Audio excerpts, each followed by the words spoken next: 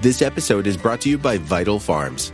Isn't it bullshit to have to question where your food comes from? At Vital Farms, you can trace your pasture-raised eggs all the way back to the source, the pasture.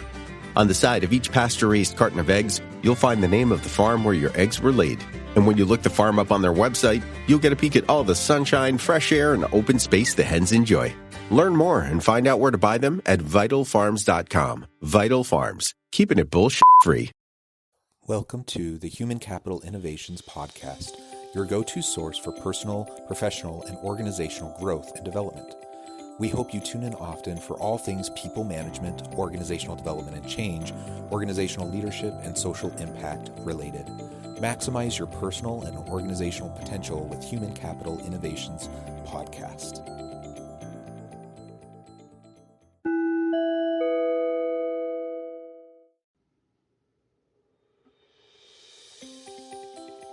Welcome to the Human Capital Innovations Podcast. In this inspiring TED Talks HCI podcast episode, I explore the recent TED video, The Secret to Giving Great Feedback.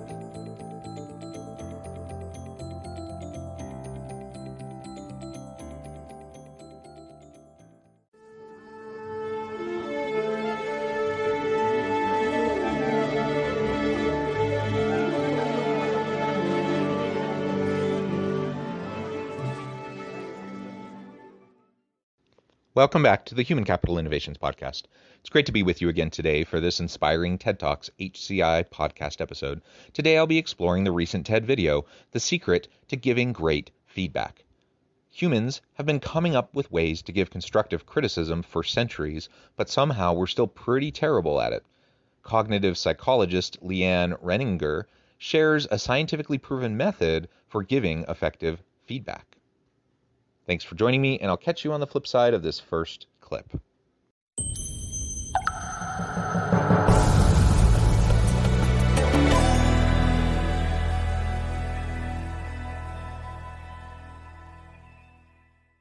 If you look at like a carpenter, they have a toolbox. A dentist, they have their drills. In our era and the type of work most of us are doing, the tool we most need is actually centered around being able to give and receive feedback well.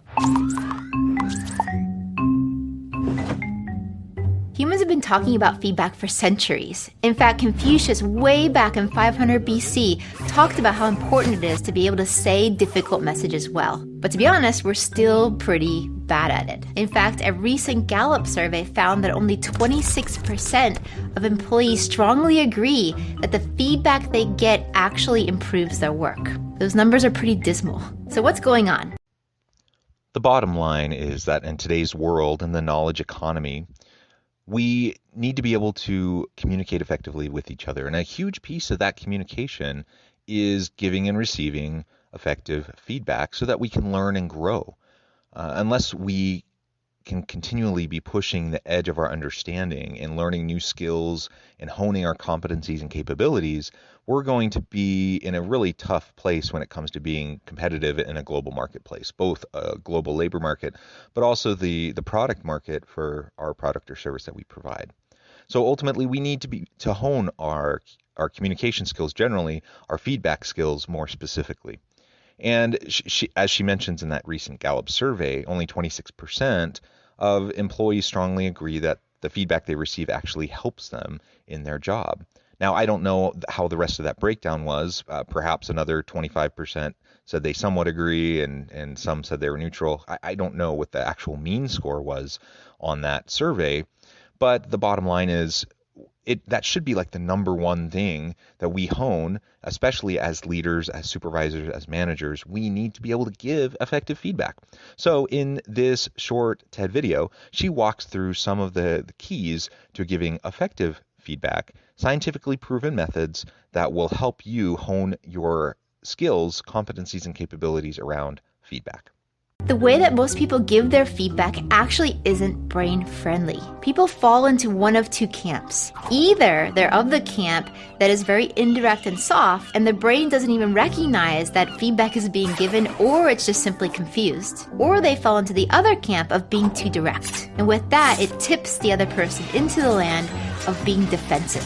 And there's this part of the brain called the amygdala, and it's scanning at all times to figure out whether the message has a social threat attached to it. With that, we'll move forward in defensiveness, or move backwards in retreat. And what happens is the feedback giver then starts to dysregulate as well. They add more ums and ahs and justifications, and the whole thing gets wonky really fast. It doesn't have to be this way. I and my team have spent many years going into different companies and asking who here is a great feedback giver. Anybody who's named again and again, we actually bring into our labs to see what they're doing differently. And what we find is that there's a 4-part formula that you can use to say any difficult message well. Okay, are you ready for it? Do you give brain-friendly feedback? The bottom line is most of us don't, despite our best intentions, despite our best efforts.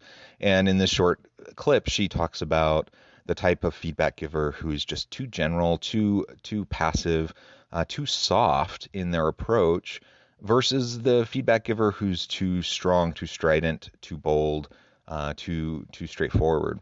And the bottom line is everyone's different in how they give and receive feedback. And so I think half the battle is knowing who you're talking to, knowing your audience, and then providing feedback in a way that they are more likely to hear. For some people, that means you have to be stinking direct. You have to be really, really direct. For other people, if you are too direct, the walls go up immediately and they don't hear a word you say. So audience analysis, I think, is really important here, understanding who you're talking to. And that speaks to the underlying issue of good leadership, that you need to know your people. You won't know how your team, how individuals on your team like to be and receive, how they like to receive feedback, unless you ask, unless you know them, unless you have interacted with them. And so get to know your people, tailor your feedback in a way that matches how they like to receive feedback, and how they're more likely to receive it well. And then hone your approach using these 4 methods, these 4 tactics that she's going to be describing. Here we go. The first part of the formula is what we call the micro yes. Great feedback givers begin their feedback by asking a question that is short but important. It lets the brain know that feedback is actually coming. It would be something, for example, like, do you have 5 minutes to talk about how that last conversation went? Or I have some ideas for how we can improve things. Can I share them with you?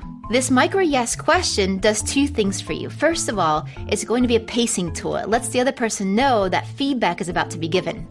And the second thing it does is it creates a moment of buy-in. I can say yes or no to that yes or no question. And with that, I get a feeling of autonomy. The micro yes. Framing the upcoming conversation in a way that is more brain-friendly, that allows for them to give a quick yes, feel bought in to the upcoming conversation, feeling like they have autonomy, that they have power over the situation, that they don't feel cornered, that they don't feel threatened by what you're about to do. So just framing a really quick, can we chat about this? I want to discuss, what just happened in that presentation, or that conversation that we just had, or your interaction with that customer, or whatever. Frame it as a simple micro yes kind of a question that will allow, it's an easy win, allow them to connect, to buy in, and at that point you can move forward. Now that is only the very beginning. That's just framing the opportunity. It's signaling that, hey, we're about to have a feedback conversation. And in part, just being able to have that awareness so that they don't feel blindsided, that's a big part of it, but also just helping them feel connected and autonomous within that conversation, that they don't feel as threatened. They feel like they are able to contribute to the conversation, and it's not going to be unidirectional. The second part of the feedback formula is going to be giving your data point. Here you should name specifically what you saw or heard and cut out any words that aren't objective. There's a concept we call blur words. A blur word is something that can mean different things to different people. Blur words are things that are not specific. So for example, if I say, you shouldn't be so defensive, or you could be more proactive. What we see great feedback givers doing differently is they'll convert their blur words into actual data points. So for example, instead of saying, you aren't reliable, we would say, you said you'd get that email to me by 11. and I still don't have it yet. Specificity is also important when it comes to positive feedback. And the reason for that is that we want to be able to specify exactly what we want the other person to increase or diminish. And if we stick with blur words, they actually won't have any clue particularly what to do going forward to keep repeating that behavior.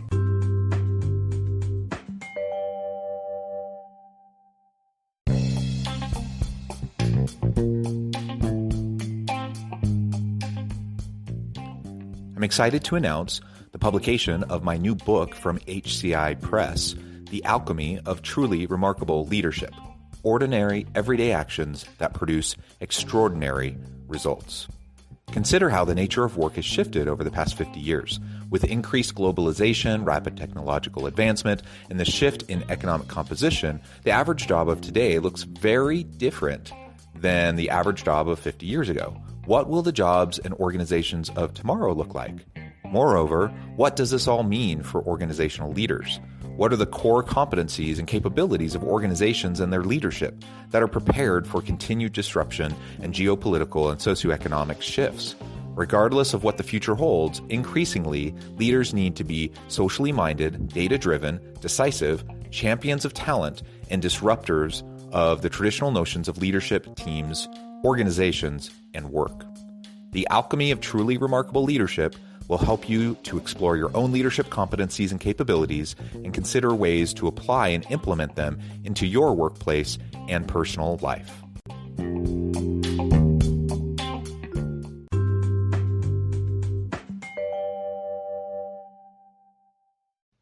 So giving specific feedback, I don't think that's a new tip to anybody. I think we all know that it's important to give specific feedback.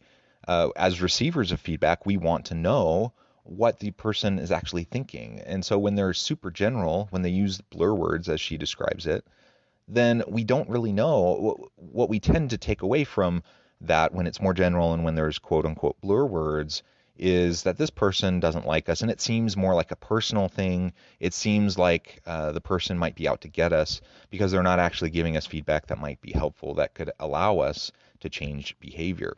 So be as specific as possible. Now, can we always be 100% objective? No. I mean, we're humans and we're interacting with other humans and we're in relationships, and perceptions are always subjective. And so it's not 100% objective ever. But if we can point to specific behaviors, specific outcomes, specific issues or problems that came to your attention, when you can get specific like that, then they can work with it. And most people, not everyone, but most people, they want to improve. They're in their job because they are happy to be there. They're excited about developing in their career.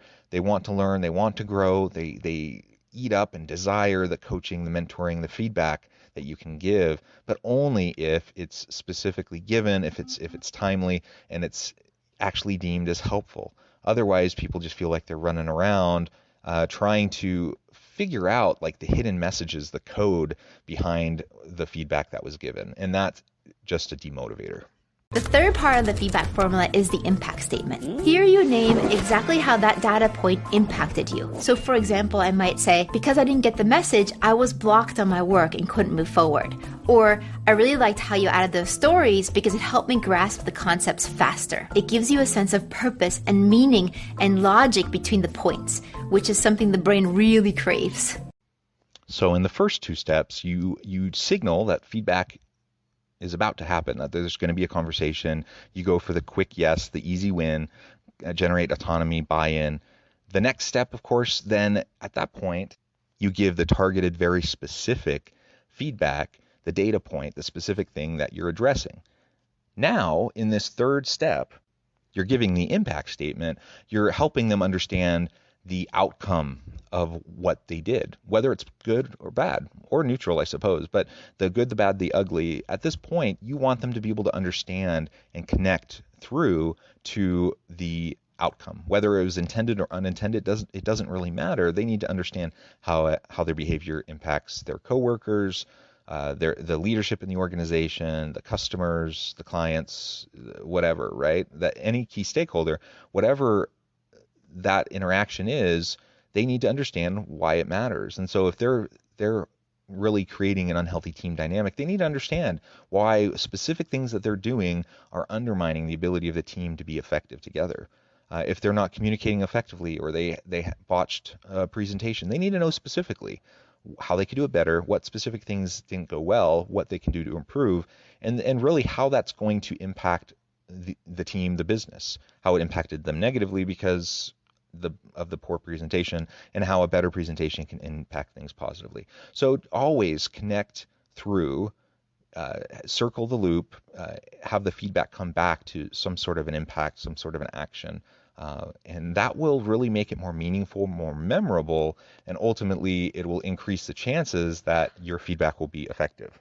The fourth part of the feedback formula is a question. Great feedback givers wrap their feedback message with a question. They'll ask something like, well, how do you see it? Or, this is what I'm thinking we should do, but what are your thoughts on it? What it does is it creates commitment rather than just compliance. It makes the conversation no longer be a monologue, but rather becomes a joint problem-solving situation. But there's one last thing. Great feedback givers not only can say messages well, but also they ask for feedback regularly. In fact, our research on perceived leadership shows that you shouldn't wait for feedback to be given to you, what we call push feedback, but rather you should actively ask for feedback, what we call pulling feedback. Pulling feedback establishes you as a continual learner and puts the power in your hands.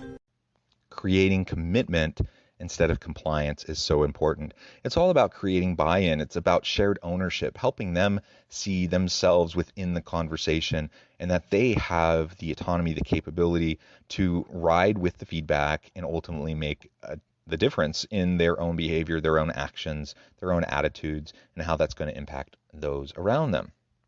So make sure you follow up your feedback, the specific feedback, the impact statement, with some sort of a question where it's geared back towards them. What do you think we can do about this? What are some steps that we can take? If you just direct them specifically, you give them all the feedback, and then you say, now you need to do this, this, this, and this. Do these 5 things. Maybe those are excellent things. Maybe those are all 5 things they should do.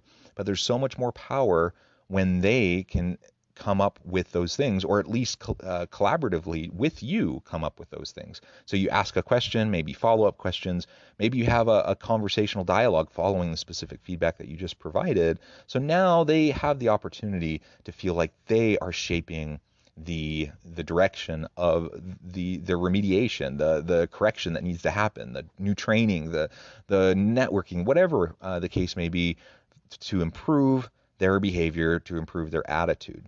Always make sure that you bring it back to them and give them a chance to share their input and to feel bought in, so that you can engender that commitment, foster that commitment, rather than making them feel like it's a punitive conversation and now they just have to comply with what you said because you're the boss.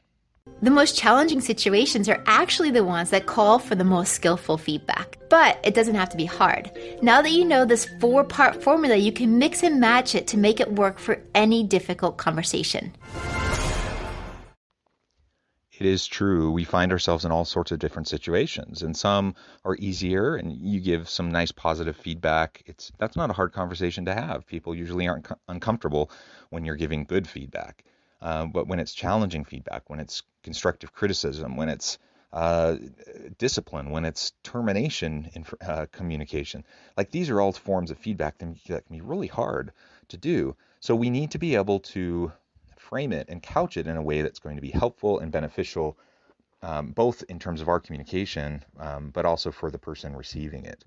I really appreciate the 4 tips. Now, there's no magic bullet. There's no fix-all to difficult conversations and communications. And so following this formula and just like going through the checklist isn't going to be the answer for you. But as you think about these principles and you start to practice them and apply them, you'll start to see a difference, and over time you can hone your feedback skills. Now, I'll come back to what I had started saying at the beginning, and that is you got to know your people, because some people want you to be more direct with them. Other people, you really have to be careful because the barriers go up very quickly. So just know your people and then target your feedback, your message to them in a way that will be helpful for them. That's the mastery of leadership. That's the ultimate skill of what it means to develop the people around you. Thanks for joining me for this episode of the Human Capital Innovations Podcast. As always, I hope you stay healthy and safe, that you find meaning and purpose at work each and every day, and I hope you have a great week.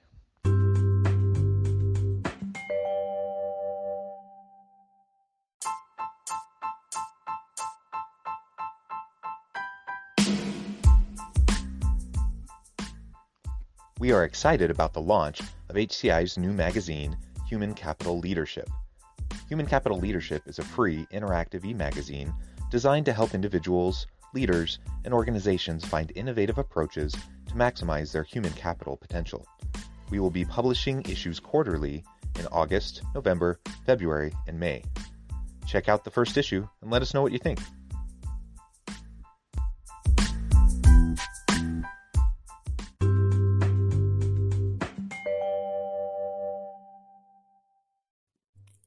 Thanks again for joining us for this episode of the Human Capital Innovations Podcast. I hope you stay healthy and safe and that you have a great week.